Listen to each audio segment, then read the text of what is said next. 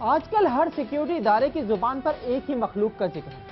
کوئی اس مخلوق کو شدت پسند کہتا ہے تو کوئی انتہا پسند. کسی کو نظر نہ آنے والی یہ مخلوق روز ایسی کارروائیاں کرتی ہے جو سب کو نظر آ جاتی ہے. کراچی سے خیبر کے بعد اب تو پریوں کی وادی گلگت بلتستان بھی اس مخلوق سے محفوظ نہیں. لیکن سوال یہ ہے کہ آخر یہ دہشت گرد ہماری فورسز سے زیادہ طاقتور کیسے ہو گئے کہ روز دھماکے کرتے ہیں، سینکڑوں لوگوں کا خون بہاتے ہیں اور پھر پلک جھپکتے ہی کسی محفوظ مقام پر پہنچ جاتے ہیں، اور پھر کسی نامعلوم مقام سے معلوم شخص کا فون آتا ہے اور ذمہ داری قبول کر لی جاتی ہے. پچھلے کئی سالوں کی تاریخ سے تو یوں لگتا ہے کہ ہاتھی سے ہرن کہلانے والی پولیس سمیت سیکیورٹی ادارے ہاتھ پر ہاتھ دھرے بیٹھے ہیں. ایک 7ویں 8ویں طاقت کا اسٹیٹس رکھنے والے ملک میں یہ کسی المیے سے کم نہیں ہے.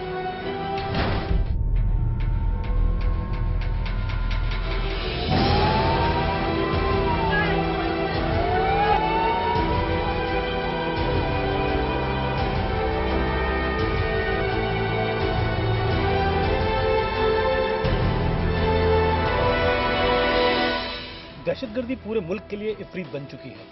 اس کی تازہ مثال ان 9 غیر ملکیوں کا قتل ہے جسے شدت پسندوں نے اپنے لیڈر ولی الرحمان کی ہلاکت کا بدلہ قرار دیا ہے. تاہم یہ کوئی پہلا واقعہ نہیں. 9/11 کے بعد سے غیر ملکیوں، ان کے مذہبی مقامات، بزنس اداروں، کام کی جگہوں، سفارت خانوں اور دوسری تنظیمات نشانے پر ہیں. 22 فروری 2002 کو خالد شیخ اور ان کے ساتھیوں نے وال اسٹریٹ جرنل کے رپورٹر ڈینیل پرل کو کراچی سے اغوا کر کے قتل کیا.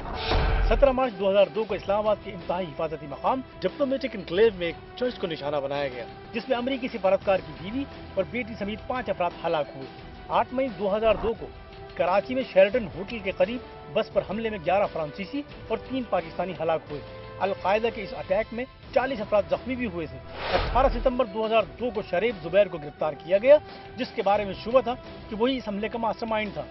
2003 میں کراچی کی ایک عدالت میں 2 افراد کو اس حملے میں موت کی سزا سنائی اور مشتبہ بمساز مفتی صابر کو کراچی سے 8 ستمبر 2005 کو گرفتار کیا، جبکہ اس حملے میں کئی افراد کو سزائیں سنائی گئیں.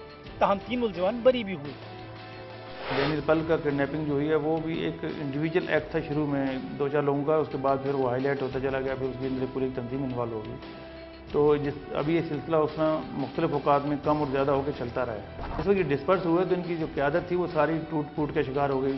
القاعدہ نے چلیں اس کے تو بڑے ٹارگیٹ تھے، وہ اپنے ٹارگیٹ کو اسی طریقے سے کام کرتی رہی، لیکن جو کراچی کی جہادی تنظیمیں تھیں تو دیکھا جائے تو پیچھے اسکول آف تھاٹ اور ان کے جو گراؤنڈ ہے وہ سب کا ایک تھا، لیکن سب نے پھر اپنے طور پر کام کرنا شروع کر دیا.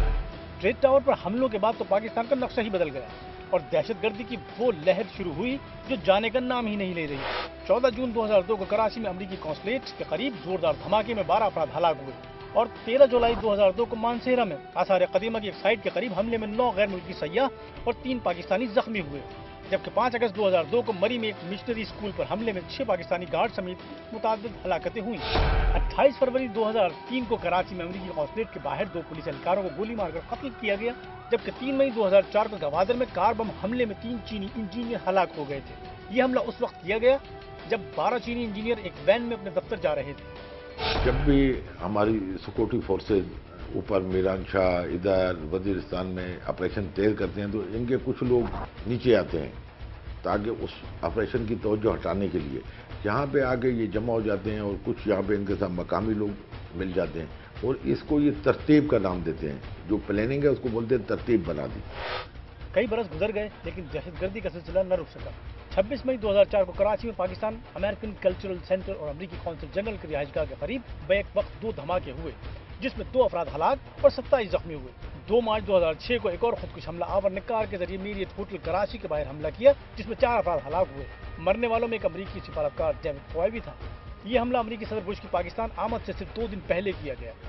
8 جولائی 2007 کو نامعلوم افراد نے پشاور کے قریب 3 چینی ورکرز کو ہلاک کیا جو مبینہ طور پر لال مسجد اسلام آباد کے محاصرے کا رد عمل تھا. 15 مارچ 2008 کو اسلام آباد میں ہوٹل لیوٹا کیپرس ریسٹورنٹ حملے میں زخمی ہونے والے 12 میں سے 4 افراد امریکی خفیہ ادارے FBI کے ایجنٹ تھے. یہ لوگ اس ملک میں افراتفری پیدا کرنا چاہ رہے ہیں، غیر ملکیوں کو مارتے ہیں، ہماری اکانومی کو ڈی اسٹیبلائز کرنا چاہتے ہیں. اب ان کے پیچھے جو بھی لوگ ہیں وہ آگے کسی کو بھی ذہن واش کر کے بھیج دیتے ہیں، وہ جا کے کارروائی کر دیتا ہے. माह साल गुजरते रहे, लेकिन कत्ल व गारत का सिलसिला जारी रहा। 2 जून 2008 को इस्लामाबाद में डेनमार्क के सफारत खाने को निशाना बनाया गया, जिसमें 6 अफराद हलाक हुए। हमले की जिम्मेदारी मुबैना तौर पर अलकायदा ने कबूल की, जबकि हमला तौहीन आमेज खाकों की अशात का रद्द-ए-अमल था।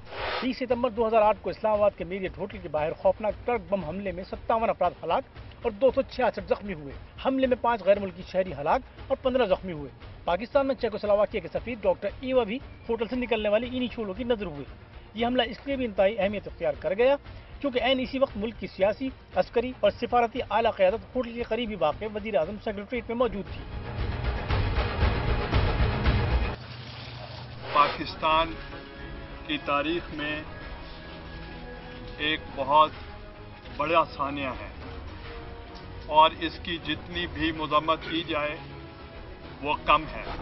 दहशतगर्दी का एक और बदतरीन वाक़या 3 मार्च 2009 को लाहौर में पेश आया, जहां श्रीलंका की क्रिकेट टीम को कज़ाफ़ी स्टेडियम ले जाने वाली 2 बसों को निशाना बनाया गया। हमले में श्रीलंकन टीम के 6 अरकान जख्मी हुए, जबकि हमले में 6 पुलिस एहलकार और 2 शहरी शहीद भी हुए थे। इस अफसोसनाक वाक़े के बाद पाकिस्तान में बैनुल-अक़वामी क्रिकेट का बाब बंद हो गया। 9 जून 2009 को पेशावर में पर्ल कॉन्टिनेंटल होटल पर खुदकुश हमले में 17 अफराद हलाक और 70 जख्मी हुए। अमेरिका ने शहर में अपना कॉन्सुलेट बनाने के लिए होटल खरीदने का मंसूबा बनाया था। मरने वाले ज्यादातर गैर मुल्की इमदादी इदारों के साथ काम कर रहे थे। हमले में ब्लैक वाटर के 4 एहलकारों की मुबैना हलाकत की इत्तला भी मौसूल हुई। 5 अक्टूबर 2009 को फौजी यूनिफॉर्म में मलबूस एक शख्स ने इस्लामाबाद में अक़वाम मुत्तहिदा के खुराक के इदारे में दाखिल होकर खुदकुश धमाका किया, जिसमें एक इराक़ी समेत 5 अफराद हलाक और 6 जख्मी हो गए। 3 फरवरी 2010 को खैबर पख्तूनख्वा में एक स्कूल के करीब एक काफिले को निशाना बनाया गया, जिसमें 3 अमरीकी फौजियों समेत 10 अफराद हलाक हुए। हमले की जिम्मेदारी कलम तंजीम ने कबूल की थी। बेसिकली फायर फाइटिंग ही कर रहे हैं। अब हमें एक मैकेनिज्म की बहुत शिद्दत से ज़रूरत है कि हम पूरे टेररिज्म को एक प्रोफाइल में लेकर चलें। उसमें हमें देखना होगा कि एफआईआर कैसे कटी, मुलज़िम अरेस्ट कैसे हुआ, उसके अलावा एविडेंसेस क्या हैं, उसकी एक केस में अगर वो भरी हुआ है तो उसकी अपील गवर्नमेंट हमने की या नहीं की, आखिरी स्टेज तक उसको सज़ा दिलवानी चाहिए। ये हमारा पूरा एक मैकेनिज्म होना चाहिए जो बदकिस्मती से अभी तक नहीं बना सके।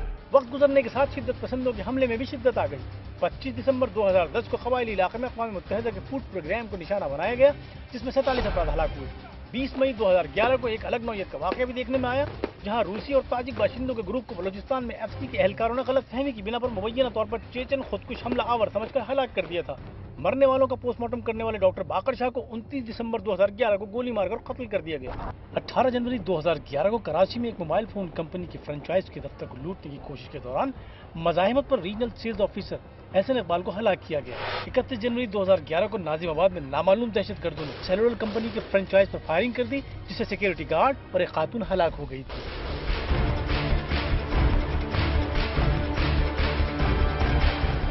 गिलगित बल्तिस्तान में सयाहों का कत्ल गैर मुल्कियों पर गुज़िश्ता 10 वर्ष में होने वाला बदतरीन हमला था, जिसके न सिर्फ मुल्की मईशत बल्कि बैरूनी ममालिक से ताल्लुकात पर भी मनफी असरात मुरत्तब हो सकते हैं। और ज़रूरत इस बात की है कि ऐसे हमलों को रोकने के लिए पेशगी इक़दाम किए जाएँ। UFIR के लिए कैमरामैन अली सज्जाद के साथ सैयद ताजुद्दीन, कराची।